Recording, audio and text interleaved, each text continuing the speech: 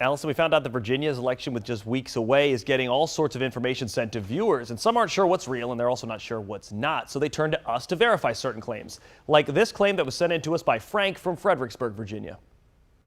Frank saw a story that claimed more than 100,000 Virginia voters were purged from the voter rolls, and he asked us to verify who are these people and why were they purged. To find out, we sourced the Virginia Department of Elections and its most recent annual list maintenance report, which is online. Let's start with how voter lists work. The agency says Virginia's list maintenance team decides who to purge several ways. First, it compares voter registration data from multiple sources. It checks its data against voter registrations from dozens of states and D.C. It gets non-citizen information and address changes from the DMV and the post office. Virginia State Police and the U.S. Attorney's Office provide data on convicted felons because they lose their right to vote.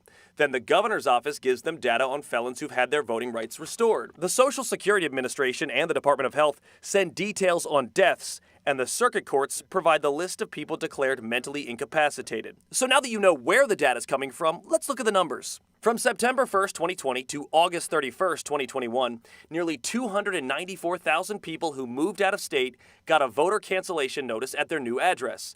About 115,000 voters were removed after they registered to vote in another state. Just over 5,500 convicted felons lost their right to vote, and 55,000 voters were identified as deceased, and another 600 voters were deemed mentally incapacitated. So we can verify, yes, tens of thousands of voters were purged from Virginia's voter rolls for all kinds of reasons, and that's just a normal part of keeping them up to date.